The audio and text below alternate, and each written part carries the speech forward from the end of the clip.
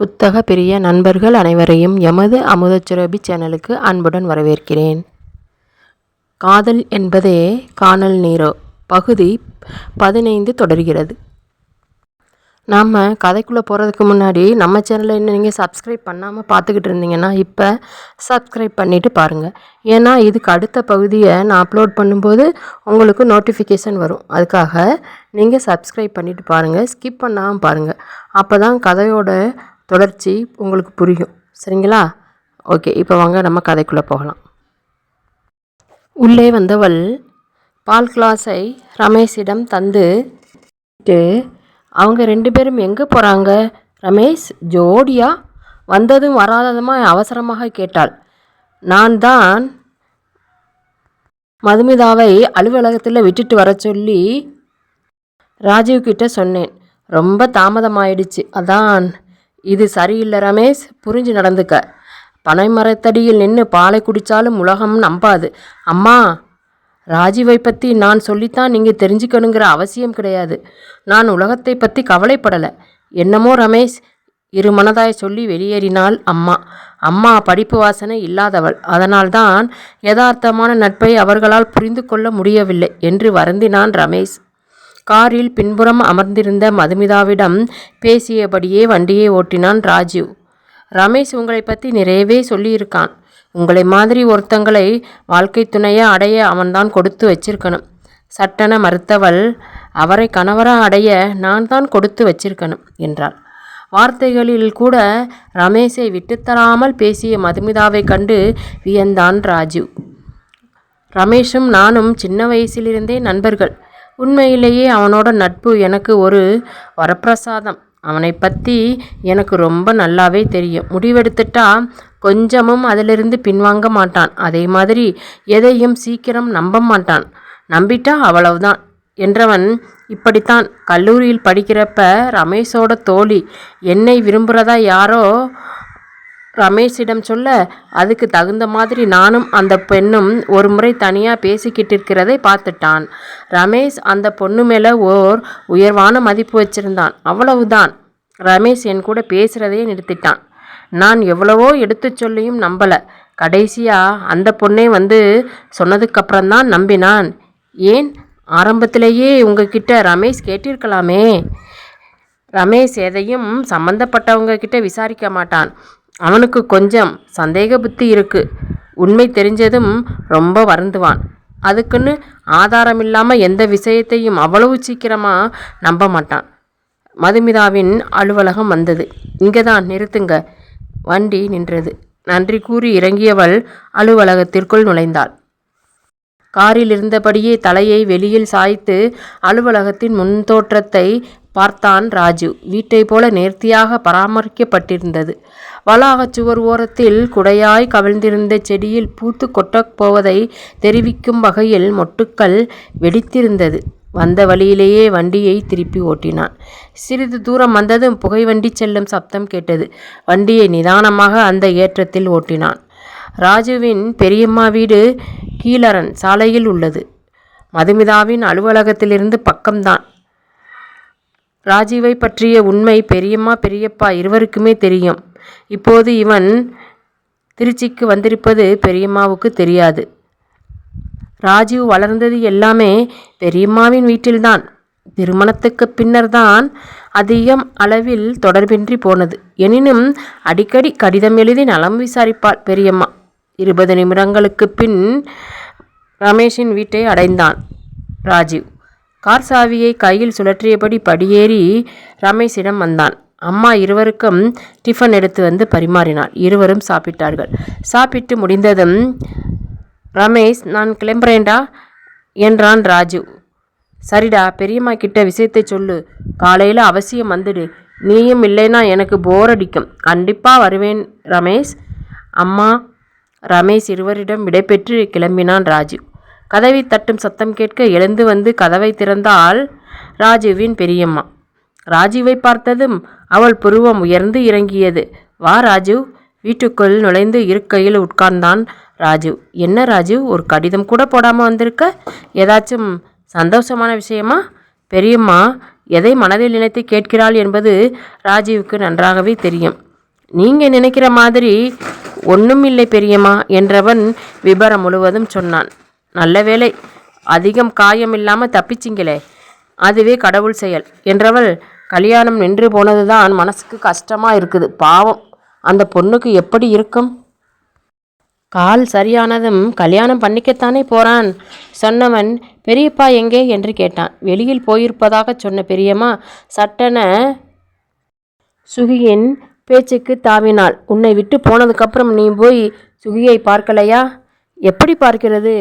அவள்தான் என்னை பார்க்கவே விரும்பலையே. அவள் மனசு வச்சா உன் கூட வாழலாம். விரும்பி கட்டிக்கிட்டீங்க, விதி உங்களை பிரிச்சிருச்சு. விதி இல்லை, என்னோட தவறுதான். முதல் தடவை அவள் சொன்னப்பவே நான் கேட்டிருந்தா அவள் ஓரளவு என்னை மன்னிச்சிருப்பா. ஆனால் நான் அலட்சியப்படுத்திட்டேன். அதுக்கு அவள் எனக்கு சரியான தண்டனை கொடுத்துட்டா. அவசரப்படாதே ராஜீவ். சுகி மனசு மாறினாலும் மாறலாம். ஒருவேளை அப்படி மாறினா நீ வேற எங்கேயாவது மாற்றல் வாங்கிக்கிட்டு போயிடு. சுகியை கெடுக்கிறதே அவள் அம்மாதான். ஏற்கனவே நான் சென்னைக்கு மாற்றல் கேட்டிருக்கேன். சீக்கிரமாகவே கிடைச்சிடும். என்னதான் மாற்றல் கிடைச்சாலும் மனைவி இல்லாமல் தனியாக வாழ்கிறது கஷ்டம். அதுதான் விதின்னா யாராலையும் மாற்ற முடியாது என்றவன், பெரியம்மா, நான் இப்போ விடுமுறையில் வந்திருக்கேன். கொஞ்ச நாளைக்காவது கவலையை மறந்து இருக்க ஆசைப்படுறேன். ரமேஷுக்கு என்னோட விஷயம் தெரியாது. என்னை கேட்காம அவன்கிட்ட ஏதும் சொல்ல வேண்டாம். நிச்சயமாக சொல்ல மாட்டேன் ராஜீவ். ராஜீவிடம் மதுமிதா சரளமாக பழக துவங்கினாள். ரமேஷின் அம்மாவால் அதை ஜீரணிக்க முடியவில்லை. நாசுக்காக ரமேஷிடம் பலமுறை கூறியும் அவன் அதை காதில் போட்டுக்கொள்ளவில்லை. எப்படி இதை தட்டி கேட்பது? உயிர் நண்பன் ராஜீவ், உயிர் காதலி மதுமிதா, இருவரையும் சந்தேகிக்கத்தான் முடியுமா என்ன? இந்த இரண்டு பொக்கிஷமும் கிடைத்ததே என் பாக்கியம் என்று பெருமையாக நினைத்து கொண்டான் ரமேஷ். தொடர்ந்த நாட்களில் ராஜீவ் சந்தியா அரட்டை அடிப்பதும், சேர்ந்து அமர்ந்து சாப்பிடுவதும், ஒருவர் தட்டிலிருந்து மற்றொருவர் எடுத்து சாப்பிடுவதும், மதுமிதா வர தாமதமானால் ராஜீவ் அக்கறையாக விசாரிப்பதும், அவள் ரமேஷுக்கு போன் செய்யும்போது ராஜீவ் எடுத்து அரட்டை அடிப்பதும், அடிக்கடி ரமேஷின் அனுமதியோடு இருவரும் ஜோடியாய் வெளியில் சென்று திரும்புவதும், இரவு நீண்ட நேரம் வரை பேசியிருந்துவிட்டு ராஜீவ் காரில் அழைத்து சென்று மதுமிதாவை அவள் வீட்டில் விட்டு வருவதும் அம்மாவுக்கு எள்ளின் முனையளவு கூட பிடிக்கவில்லை. ராஜீவ் மதுமிதாவிடம் அதிக நட்பு கொண்டிருந்தான். சந்தர்ப்பம் வாய்த்தபோது அவளிடம் மனம் விட்டு பேசினான். ஆனால் தன்னை பற்றிய உண்மையை சொல்லவில்லை. ராஜீவிடம் நேரடியாக சொல்ல முடியாமல் என்ன செய்வதென்று தவித்து போனாள் அம்மா. பாரு ரமேஷ், மதுமிதா செய்கிறது கொஞ்சம் கூட சரியில்லை. நீ கட்டிக்க போகிறவ இன்னொருத்தவங்க கூட கூத்தடிக்கிறது நல்லாவா இருக்கு? தங்க ஊசிங்கிறதுனால யாரும் அதை கண்ணில் குத்திக்க மாட்டாங்க. அவளுக்காச்சும் கொஞ்சம் அடக்கம் ஒடுக்கம் வேண்டாம்? படிச்சிட்டா எல்லாமே மறந்துடுமா? இது சரிப்பட்டு வராது. சீக்கிரமாக கல்யாணத்தை முடிக்கப்பாரு என்று படபடவென கொட்டிவிட்டு வெளியேறினாள். இந்த அம்மாவுக்கு எப்படி சொல்லி புரிய வைப்பதென்று தெரியவில்லையே. வருந்தியவன், எதற்காக அம்மாவுக்கு வீண் மன உளைச்சலை தர வேண்டும்? திருமண ஏற்பாட்டை செய்துவிட வேண்டியதுதான் தீர்மானித்தான் ரமேஷ். அடுத்த நாளே மதுமிதாவிடம் திருமண விஷயம் குறித்து பேசியவன் விரைவில் அம்மாவோடு வீட்டுக்கு வந்து நாள் குறிப்பதாக சொன்னான். மதுமிதா மகிழ்ச்சியின் உச்சத்துக்கே போய்விட்டாள். டேப் ரெக்கார்டரின் சுவிட்சை தட்டிய ரமேஷ் சிகரெட்டை எடுத்து பற்ற வைத்தான். வினாடிகளில் அறையெங்கும் புகை வளையங்கள் தோன்றி மறைய தொடங்கியது. 2 தினங்களாக ராஜீவ் ரமேஷின் வீட்டுக்கு வரவில்லை. பெரியப்பாவோடு எங்கேயோ போவதாக ரமேஷிடம் கூறி சென்றிருந்தான். கதவு தட்டும் சத்தம் கேட்டது. படுக்கையிலிருந்து எழுந்து வந்த ரமேஷ் கதவை திறக்க வாசலில் ராஜீவ் வந்திருந்தான். உன்னைத்தான் ராஜீவ் எதிர்பார்த்துக்கிட்டு இருந்தேன். இருவருக்குமே அமர்ந்தார்கள். மதுமிதா வீட்டுக்கு போய் கல்யாண தேதி முடிவு பண்ணிட்டு வந்தாச்சு. வர்ற வெள்ளிக்கிழமை கல்யாணம். துணிமணி எடுக்கணும். நான் என்ன செய்யணும் சொல்லுடா? சாயங்காலம் துணி எடுக்க போகணும். என்ன கலர் புடவை எடுத்தா மதுமிதாவுக்கு நல்லா இருக்கும் என்று பொதுவில் அபிப்பிராயம் கேட்க அம்மாவும் அதை காதில் வாங்கி கொண்டே உள்ளே வந்தாள். எதுக்கு ரமேஷ் வீண் குழப்பம்? மதுமிதா கிட்டேயே கேட்டு எடு. அம்மா, இது மதுமிதாவுக்கு தெரியாமல் நான் எடுக்கிறது. அவளுக்கு ஓர் இன்ப அதிர்ச்சியை கொடுக்கணும். அதுக்காகத்தான். இவ்வளவு நாளாக அவள் கூட பழகுற. என்ன கலர் பிடிக்கும்னு உனக்கு தெரியாதா? தெரியும். அதே கலர் தந்தால் சுவாரஸ்யம் இருக்காது. அவளுக்கு பிடிக்கிற மாதிரி வேற ஒரு கலரில் பட்டுப்புடவை எடுக்கணும், ஜவுளி கடைக்கு போய் தான் முடிவு பண்ணணும் என்றான். இரவு நகரின் பிரபல்யமான அந்த ஜவுளி கடைக்குள் நுழைந்தவர்கள் 3 மணி நேரத்துக்கு பின் தான் வெளியில் வந்தார்கள். கூட்டம் அதிகமாக காணப்பட்டது. ரமேஷின் வித்தியாசமான தேர்வு அம்மா, ராஜு இருவருக்குமே பிடித்திருந்தது. அவள் நிறத்துக்கு தகுந்தாற்போல இருக்கிற அந்த பட்டுப்புடவையை பார்த்தால் நிச்சயம் தலை சுற்றி விடுவாள் மதுமிதா. நாளை காலை கொண்டு போய் தர வேண்டும் மனதுள் நினைத்து கொண்டான் ரமேஷ்.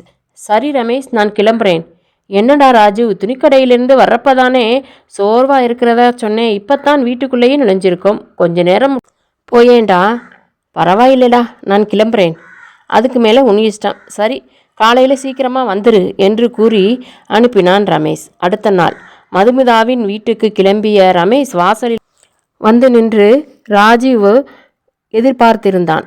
வாசலுக்கு வந்திருந்த காய்கறி விற்கும் பெண்ணிடம் பேரம் பேசி வாங்கிய அம்மா வீட்டுக்குள் நுழைந்தாள். அம்மாவின் அன்றாட கஷ்டங்களை கண்டு வேலைக்காரி வைத்து கொள்ள சொல்லி ரமேஷ் எவ்வளவோ வற்புறுத்தியும் அம்மா கேட்கவில்லை. வீடு வாசல் பெருக்கி துடைக்க மட்டும் ஒரு பெண்ணை நியமித்தவள் மற்ற வேலைகள் அனைத்தையும் தானே இழுத்து போட்டு கொண்டு செய்தாள். இருவர் மட்டுமே என்பதால் அம்மாவுக்கு சிரமம் எதுவும் தெரியவில்லை. 15 நிமிடங்களுக்கு பின் ராஜு வந்தான். மன்னிச்சிக்க ரமேஷ், பெரியப்பா கூட வெளியில் போயிருந்தேன், அதான் தாமதமாயிருச்சு. பரவாயில்லடா, இப்போ நேராக மதுமிதா வீட்டுக்கு போய் புடவையை தந்துட்டு சித்தப்பா வீட்டுக்கு போய் கல்யாண விவரம் சொல்கிறோம். மதிய சாப்பாடு அங்கே தான். பேச்சுக்கிடையில் தொலைபேசி கூப்பிட்டது. ரிசீவரை கையில் எடுத்து ஹலோ என்றான் ரமேஷ். சிங்கப்பூரிலிருந்து அப்பா பேசினார். அப்பா, எப்படி இருக்கீங்க? உங்களுக்கு எத்தனை ஃபோன் பண்ணினேன்னு தெரியுமா? நீங்கள் இல்லைன்னு சொல்லிட்டாங்க. நான் 1 மாதமாக பார்ட்னரோட வீட்டில் தான் தங்கியிருக்கேன். கடிதம் எழுதவும் நேரம் கிடைக்கல. அது மட்டும் இல்லை, என் ப்ராப்ளம் அதிகமாயிருச்சு. டாக்டரை பார்த்தேன், அறுவை சிகிச்சைக்கு தேதி சொல்லியிருக்காரு. நீ உன் மனைவியை கூட்டிக்கிட்டு இங்கே வா ரமேஷ், உங்களை பார்க்கணும் போலிருக்கு. அப்பா, எங்கள் கல்யாணம் இன்னும் நடக்கலை. வர்ற வெள்ளிக்கிழமை தான் நடக்க போகுது. எனக்கு காலில் அடிபட்டு 1 மாதமாக ஓய்வில் இருந்தேன். நானே இன்னைக்கு ஃபோன் பண்ணலாம்னு இருந்தேன், நீங்களே பண்ணிட்டீங்க. பரவாயில்லை ரமேஷ், கல்யாணத்தை முடிச்சிட்டே மனைவியோட இங்கே வந்துட்டு போ. அம்மாவும் வந்துவிட்டாள். ரமேஷ் தன் கணவனோடு தான் பேசுகிறான் என்பதை புரிந்து அங்கேயே நின்றிருந்தாள். ரமேஷையே பார்த்திருந்தான் ராஜு. உங்களுக்கு அறுவை சிகிச்சை எப்போ? தேதியை சொன்னார் அப்பா. அப்பா, உங்களுக்கு அறுவை சிகிச்சை முடிஞ்ச பிறகே நான் கல்யாணம் பண்ணிக்கிறேன். நீங்களும் இந்தியா வந்துட்டு போங்க. என் கல்யாணத்தை நீங்களும் பார்க்கணும். ராஜீவ் அம்மா இருவருக்கும் ஒன்றும் புரியவில்லை.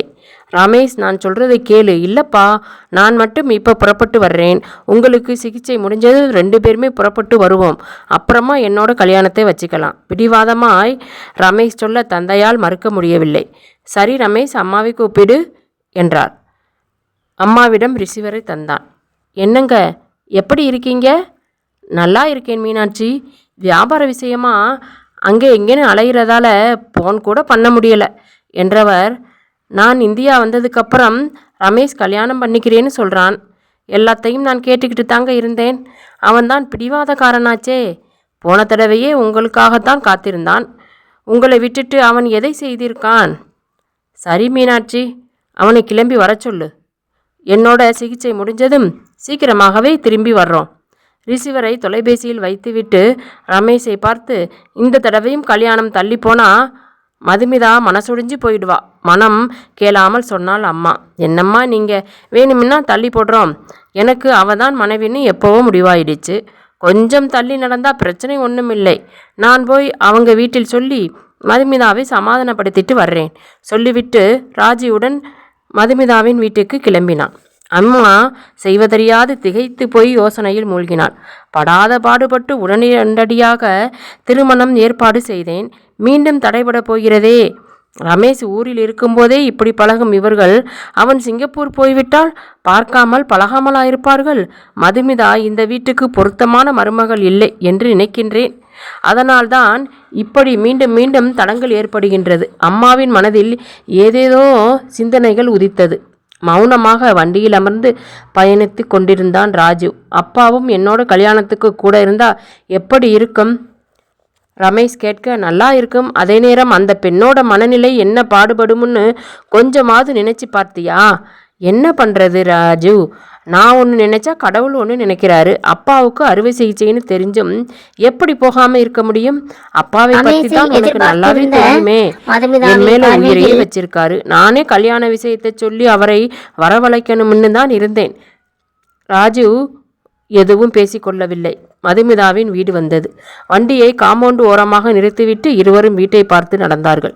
எதேச்சையாக அவர்களை பார்த்துவிட்ட மதுமிதா சிட்டாக பறந்து சமையலறையிலிருந்து அம்மாவிடம் சென்று சொன்னாள். சுப்பிரமணியம் ஏதோ வேலையாக வெளியில் சென்றிருந்தார். உடனடியாக கூடத்துக்கு வந்த அம்மா இருவரையும் வரவேற்று இருக்கையில் அமர வைத்தார். ராஜத்தை பார்த்தவரை எச்சில் விழுங்கினான் ரமேஷ். ஏதோ சொல்ல வந்து அவன் தயங்குவதை புரிந்து கொண்டாள் ராஜம். அப்பா போன் செய்திருந்தார். அவருக்கு கண் அறுவை சிகிச்சை நடக்கப் போகுது. அவருக்கு உதவியா நான் சிங்கப்பூருக்கு போக போகிறேன். ரமேஷ் சொன்னதை கேட்டு இடிந்து போனால் மதுமிதா. நெஞ்சுக்குள் யாரோ உளி வைத்து வெட்டினார் போல் வேதனை பீரிட்டது. அதிர்வை உள்வாங்கி மௌனித்து நின்றிருந்தாள் ராஜம். தொடர்ந்தான் ரமேஷ். சிங்கப்பூர் போயிட்டு வந்து கல்யாணத்தை வச்சுக்கலாம். என்ன பேசுவதென்று புரியாமல் நின்றிருந்தாள் ராஜம். மதுமிதாவை நான் ஏமாத்திடுவேனோன்னு மட்டும் நினைக்காதீங்க. எனக்கு அவளும் வேணும், அப்பாவும் வேணும். நடக்க போகிற கல்யாணம் எங்கள் அப்பா முன்னால் நடக்கணும்னு ஆசைப்படுறேன். யாருக்குத்தான் இந்த ஆசை இருக்காது? அதுவும் ஒரே மகன். நினைத்த ராஜம். இவ்வளவு தூரம் சொன்னதுக்கப்புறம் நாங்கள் மறுத்து சொல்கிறதுக்கு எதுவும் இல்லை என்றாள் ராஜம். ரமேஷ் மட்டும் எழுந்து மதுமிதாவின் அறைக்கு வந்தான். திரும்பி நின்று அழுது கொண்டிருந்தவள் ரமேஷை கண்டதும் ஓடி வந்து அவன் மார்போடு ஒட்டி கொண்டு கேவினாள். சிரமப்பட்டு அவளை நிமிர்த்தினான். அணை உடைந்த வெள்ளமாய் கண்ணீர் வழிந்து கொண்டிருந்தது. உண்மையிலேயே நான் ஒரு ராசி இல்லாதவள். அழுகையினுடைய சொன்னாள். நீயாவே ஏன் இப்படி நினச்சிக்கிற? அப்பாவோட சீக்கிரமாக திரும்பி வந்துடுவேன், கவலைப்படாத. அங்கே அவரை பார்த்துக்க யாருமே இல்லை. அப்பா இல்லாமல் நான் எந்த காரியமும் செய்ததில்லை. சின்ன வயதிலிருந்தே எனக்கு சுதந்திரம் தந்தவர். தேவைன்னா மட்டும் கண்டிப்பார். அதனால் அப்பான்னா எனக்கு உயிர். அவர் வந்து தான் நம்ம கல்யாணம் நடக்கணும்னு இருக்குது. ரமேஷ் சொல்ல சொல்ல மெல்ல மெல்ல சமாதானம் அடைந்தாள். போனதும் எங்கள் அலுவலகத்துக்கு ஃபோன் பண்ணுங்க. சீக்கிரமாக வர முயற்சி செய்யுங்க. நிச்சயமா உன்னை பிரிஞ்சு என்னால் மட்டும் இருக்க முடியுமா என்ன? நான் கிளம்புறதுக்கு முன்னால் நாம் சந்தித்து நிதானமாக பேசலாம் என்று கூறிவிட்டு ராஜுவை அழைத்து கொண்டு புறப்பட்டான். வீட்டுக்கு வந்து அம்மாவிடம் விவரம் கூறினான். மதுமிதாவின் போக்கு ஒருபுறம் பிடிக்காமல் போனாலும் அவள் இந்த வீட்டுக்கு ராசி இல்லாதவளோ அதிகமாகவே யோசித்தாள் அம்மா. ஓரிரு தினங்கள் விலகிற்று. மதுமிதாவை சந்தித்து விட்டு மனம் விட்டு பேசியிருந்தான் ரமேஷ். அவளுக்கு அது மனநிறைவை தந்தது. ராஜுவை உடன் வைத்துக்கொண்டே பயணத்துக்கு தேவையான ஏற்பாடுகளை ரமேஷ் செய்ய தொடங்கினான். காலை உணவு முடிந்து ராஜுவுடன் பேசி கொண்டிருந்தான் ரமேஷ். ராஜு, சுகிக்கு எப்போ குழந்தை பிறக்கும்? இன்னும் 1.5 மாதம் இருக்குது. அதுக்குள்ளே நான் வந்துடுவேன். குழந்தை பிறந்ததும் நானும் அம்மாவும் ஊருக்கு வருவோம் ரமேஷ் சொல்ல, ராஜு அதிர்வை மறைத்து கொண்டு தாராளமாக வாங்க என்றான். வேலை விஷயம் என்னாச்சு ராஜு? அதான் மாற்றல் தரப்போகிறாங்கன்னு சொல்லியிருந்தேனே. அது வரைக்கும் நான் கேட்டிருந்த விடுமுறையும் தீரப்போகுது. வேலைக்கு போயிடுவேன். ஆனால் அடிக்கடி இங்கே வருவேன். சுகியையும் பார்க்க முடியாது. நான் மட்டும் தனியாக அங்கே என்ன செய்கிறது? விடுமுறையில் இங்கே வந்தால் எனக்கு பொழுது போகும். தாராளமாக வாடா. அதான் உன்னோட இனம் ஓர் ஆள் இங்கே இருக்கே. நேரம் கிடைச்சா சந்தித்து பேசிக்கங்க. நான் அப்பாவோட வந்ததும் உடனே கல்யாணம்தான். ஒரு சின்ன வருத்தம் ராஜு. என்னடா, உன்னை வழி அனுப்ப முடியாமல் போயிடுச்சு. நீ கிளம்புற அன்னைக்கு தான் நான் வேலையிலே சேர்ந்தாகணும். அதனால் என்னடா, போயிட்டு வரத்தானே போகிறேன். நீ உன்னுடைய வேலைகளை கவனி என்றான் ரமேஷ். மேலும் சிறிது நேரம் பேசியிருந்து விட்டு விடை பெற்றான் ராஜு. ரிசீவரை கையில் வைத்துக்கொண்டு மதுமிதாவை கூப்பிட்டாள் ஆஷா. யாரு ஆஷா? ரமேஷ் என்று கூறி அவள் இருக்கைக்கு போனாள் ஆஷா. என்ன ரமேஷ், சொல்லுங்க. மதுமிதா, நான் இன்னைக்கு ராத்திரி கிளம்புறேன். ரவிச்சந்திரன் சாருக்கும் சொல்லிட்டேன். உன்னையும் பார்த்து பேசணும் போல இருக்கு. ஆனால் நேரம் இல்லை. வேண்டாம் ரமேஷ், நீங்கள் நல்லபடியாக போயிட்டு சீக்கிரமாக வாங்க. நான் இன்னைக்கு அம்மா கூட மலைக்கோட்டை விநாயகர் கோவிலுக்கு போகிறேன். உங்களுக்கும் சேர்த்து வேண்டிக்கிறேன். உங்களை சந்திச்சா என்னை கட்டுப்படுத்திக்கவே முடியலை. நேற்று நாம் பேசி இருந்துட்டு பிரிகிறப்பவே ரொம்ப சங்கடமாக இருந்தது. என்னமோ தெரியலை ரமேஷ், எனக்கு உங்கள் கூடவே நிழல் மாதிரி இருக்கணும்னு ஆசையாக இருக்குது. கவலைப்படாதே மதுமிதா, போனதும் உனக்கு ஃபோன் பண்ணுறேன். என் விவரங்களை கடிதம் மூலம் தெரியப்படுத்துகிறேன். நாம் நினச்சதுக்கு மேலே அதிக சந்தோஷமாகவே நம்ம கல்யாணம் நடக்கும். நான் இல்லைன்னு கவலைப்படாதே. அடிக்கடி அம்மாவை வந்து பார்த்துக்க. ஏதாச்சும் செய்தி இருந்தால் அவங்க சொல்லுவாங்க. நிச்சயமா. ராஜுக்கு ஊருக்கு போகிறான், ஆனால் அடிக்கடி இங்கே வருவான். அப்புறம் என்ன ரமேஷ்? ராஜுவை பேசிகிட்டு இருந்தால் பொழுது போகிறதே தெரியாது. என்னை மறந்துடாமல் இருந்தால் சரி, சிரித்து கொண்டே சொன்னான். மேலும் சில நிமிடங்கள் பேசிவிட்டு ரிசீவரை வைக்க மனமின்றி தொலைபேசியில் பொருத்தினாள். அவள் பேசி முடித்ததை பார்த்துவிட்டு ஆஷா அவளிடம் வந்தாள். என்ன மதுமிதா, ரமேஷ் எப்போ கிளம்புறாராம்? இன்னைக்கு ராத்திரி கிளம்புறாரு. ரமேஷ் நினைச்சா எனக்கு ரொம்ப பெருமையாக இருக்குது மதுமிதா. எதை வச்சு சொல்கிற ஆஷா? லட்சாதிபதியாயிருந்த முன்னை உயிராக நேசிக்கிறாரே, அந்த நல்ல மனசு இந்த காலத்தில் வேற யாருக்கு இருக்கும்? இவ்வளவு நாளாக உன் கூட பழகியும் அவரோட கை விரல் கூட உன்மேலே பட்டதில்லைன்னு பெருமையாக சொல்லுவியே. உண்மையிலேயே நீ அதிர்ஷ்டக்காரி. ஆஷா சொல்ல மனதுக்குள் அந்த சம்பவம் நினைவை தொட்டு போக தனக்குள் நொந்து கொண்டாள். உண்மையை சொன்னால் ஆஷா என்னை பற்றி மிகவும் மட்டமாக நினைப்பாள் என நினைத்தவள் மறைத்து விட்டாள். ஆஷா, ரமேஷுக்கும் எனக்கும் கல்யாணம் நடக்கலைனாலும் நான் அவரை கணவராக நினைச்சு தான் வாழ்ந்துக்கிட்டு இருக்கேன். 2 தடவை தடைப்பட்டு போன உன்னோட கல்யாணம் இந்த தடவை நிச்சயமாக நடக்கும், நம்பிக்கையாய் சொன்னால் ஆஷா. நாட்கள் வேகமாக ஓடியது. ரமேஷை காண ஏங்கினாள் மது. சிங்கப்பூர் போன மறுநாளே மதுமிதாவுக்கு போன் செய்து விபரம் கூறியிருந்தான் ரமேஷ். பெங்களூர் சென்று சுகியை சந்தித்து பேசிய ராஜுவுக்கு ஏமாற்றமாகி போனது. அவன் எதிர்பார்த்திருந்ததுதான். இருப்பினும் மனம் மாறமாட்டாளா என்ற நம்பிக்கையில்தான் அவளோடு பேசி பார்த்தான். அவளோ இவனுடைய குற்றத்துக்கு மன்னிப்பே கிடையாது என்று கூறிவிட்டாள். விடுமுறையில் பெரியம்மாவின் வீட்டுக்கு வரும் ராஜு மதுமிதாவை சந்தித்து பேச தொடங்கியிருந்தான். மதுமிதாவுக்கும் அவன் இலக்கிய பேச்சின் மீது ஒரு தனி பற்று இருந்தது. சில சமயங்களில் மதுமிதாவின் அலுவலகத்துக்கு போன் செய்து மதுமிதாவை எங்காவது வரச்சொல்லி பேசுவான். மதுமிதாவோடு பேசும்போது மனவேதனை மறந்து ஒரு மகிழ்ச்சி அவனுக்கு கிடைத்தது. கோவிலுக்கு சென்று திரும்பி கொண்டிருந்த ரமேஷின் அம்மா மதுமிதா ராஜு இருவரையும் வீதியில் பார்க்க அதிர்ந்து போனாள். கடவுளே, இது என்ன கொடுமை!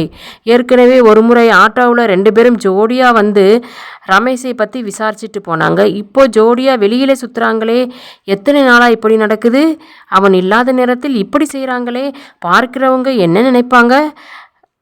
ராஜுக்கு கூடவா அறிவில்லை? நண்பனுக்கு மனைவியாக போகிறவள்னு இவனுக்கு தெரியாதா? இவ்வளவு நெருக்கமாக பழகிற இவங்களில் யாராச்சும் ஒருத்தர் தன்னை மீறினா ஆபத்து தானே. சின்ன வயசு, பிரசவத்துக்காக மனைவியை பிரிஞ்சு இருக்கிறான். இது எதில் போய் முடியுமோ?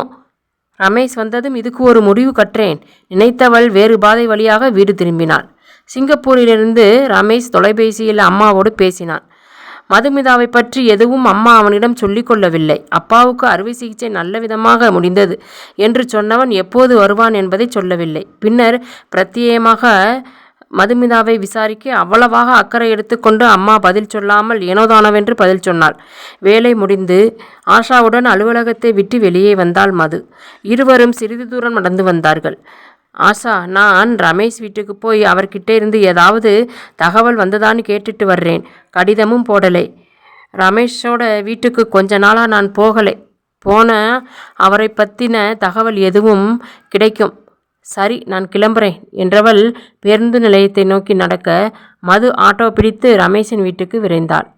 ரமேஷின் மீது கோபமாக இருந்தாள் மது. சிங்கப்பூர் போனதும் என்னை மறந்தே போய்விட்டாரா? 2 வாரமாகியும் ஒரு விபரமும் இல்லை. வரட்டும், வைத்துக்கொள்கிறேன். நிதானமான வேகத்தில் போய்கொண்டிருந்தது ஆட்டோ. நிறுத்துங்க, இங்கேதான். பணம் தந்துவிட்டு கீழே இறங்கி கேட்டை திறந்து கொண்டு உள்ளே நடந்தவள் வாசலை அடைந்தாள். கதவு மூடியிருந்தது. அழைப்பு மணியை அழுத்த கதவு திறந்தது. மதுமிதாவை பார்த்ததும் வரவேற்க துளியும் விருப்பமில்லை. வேண்டா விருப்பை மறைத்து வா என்றழைத்தாள் அம்மா. அவர்கிட்ட இருந்து ஏதாவது தகவல் வந்ததா? மது கேட்க விபரத்தை நறுக் சுருக் என்று வெளியேற்றினாள். கண் சிகிச்சை நல்லவிதமாக முடிந்ததை கேள்விப்பட்டதுமே மகிழ்ந்து போனாள் மது. என்னைக்கு வர்றாருன்னு எதுவுமே சொல்லலையா? அவள் கேட்க அம்மா எதுவும் கண்டுகொள்ளவில்லை. மீண்டும் ஒரு முறை ரமேஷின் வருகை எப்போது என்று கேட்க தெரியலை என்று ஒரே வார்த்தையில் பதில் சொன்னாள். அம்மாவின் செய்கையை மது பெரிதாய் எடுத்துக்கொள்ளவில்லை. சட்டென தொலைபேசி கூப்பிட அம்மா நடந்து வந்து எடுப்பதற்குள் அருகில் நின்றிருந்த மது அது ரமேஷாக இருந்தாலும் இருக்கலாம் என நினைத்து ரிசீவரை எடுக்க அம்மா அப்படி நின்றுவிட்டாள். மறுமுனையிலிருந்து ராஜீவ் பேசினான். ரமேஷை பற்றி விசாரிக்கத்தான் போன் செய்திருந்தான் ராஜீவ். சிறிதும் எதிர்பார்க்கவில்லை மது எடுப்பாள் என்று. சொல்லுங்க ராஜு. சிரித்தபடியே அவனது பெயரை உச்சரிக்க எரிகின்ற தீயில் மேலும் எண்ணெயை ஊற்றினார் போல் இருந்தது அம்மாவுக்கு. எதிரே இருந்த அறைக்குள் போய் நின்று கொண்டு அவள் பேசுவதை கவனித்தாள். ரமேஷை பற்றி ராஜு விசாரிக்க தனக்கு கிடைத்த விபரம் சொன்னவள், நான் ரமேஷ் தான் போன் செய்தாரோன்னு நினைச்சுதான் எடுத்தேன் என்றாள். அதற்கு ராஜு, நமக்குள்ள ஏதோ ஒரு உறவு இருக்கு, அதான் அடிக்கடி நம்மளை அறியாமலேயே சந்திச்சுக்கிறோம் என்றான். ஆமாம் இருக்கு என்று மொட்டையாக சொன்னவள், நான் நேரில் சந்திக்கிறப்போ மற்ற விஷயங்களை பேசலாம் என்று கூறி ரிசீவரை வைக்க இவ்வளவு தூரம் வந்துவிட்டதா? பொறுக்க முடியாதவளாய் மனதிற்குள் பொறுமினாள் அம்மா. அம்மாவிடம் வந்தாள் மது. அவளை பார்த்த அம்மாவுக்கு உச்சி முடியை கையில் பிடித்து பலார் பலார் என அறைய வேண்டும் போல் இருந்தது. அவர் ஃபோன் பண்ணினா எப்போ வருவார்னு கேளுங்க என்றாள்.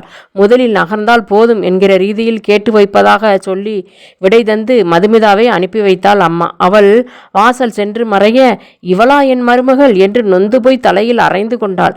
இவள் இந்த வீட்டுக்கு மருமகளாக வருவது கடவுளுக்கு பொறுக்கவில்லை. அதனால்தான் 2 முறை திருமணம் தடைபட்டு விட்டது. நான் எது நினைத்தாலும் அது சரியாகத்தான் இருக்கும். விமான நிலைய வாடகை காரில் வந்திறங்கிய ரமேஷ் டிரைவரிடம் உடைமைகளை எடுத்து வரச் சொல்லிவிட்டு முன்னால் நடந்தான். அழைப்பு மணி சத்தம் கேட்டு அம்மா கதவை திறக்க ரமேஷும் அவனுக்கு பின்னால் உடைமைகளுடன் டிரைவரும் நின்றிருப்பதை பார்த்தவள் இன்ப அதிர்ச்சியில் விழுந்தாள். காரணம்?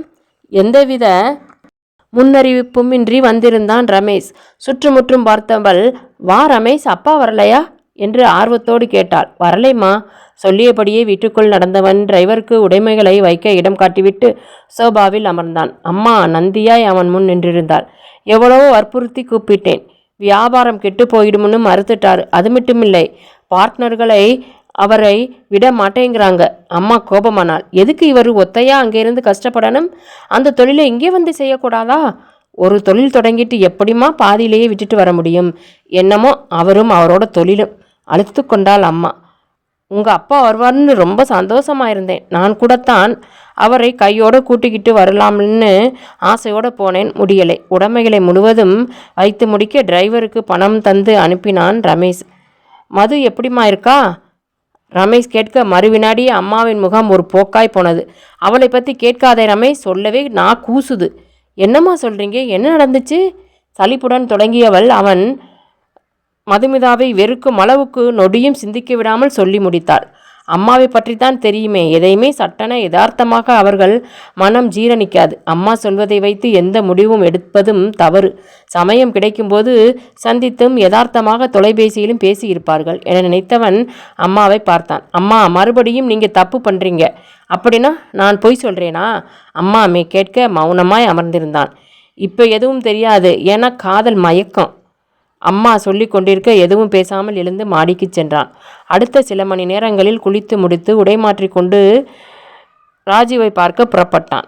அம்மா டிஃபன் சாப்பிட்டு விட்டு போகச் சொன்னாள். வெளியில் சாப்பிட்டுக் கொள்வதாக சொல்லி காரை எடுத்துக்கொண்டு வெளியேறினான். பாதி தூரம் கடந்து பிரதான சிலையில் வந்து கொண்டிருந்த ரமேஷின் கார் போக்குவரத்து நெருக்கடியில் மாட்டிக்கொள்ள பார்வையை எதிர் திசைக்கு அனுப்பினான் ரமேஷ். அவன் சிறிதும் எதிர்பார்த்திருக்கவில்லை அந்த காட்சியை காண்போம் என்று. ராஜீவ், மதுமிதா இருவரும் ஜோடியாக சிரித்து பேசி நடந்து போய் கொண்டிருந்தார்கள். எங்கே செல்கிறார்கள் இருவரும்? ஒருவேளை என்னை தேடி வரப்போவார்களோ? இருக்காது, நடந்தல்லவா செல்கிறார்கள். யதார்த்தமாக சந்தித்திருக்கலாம்.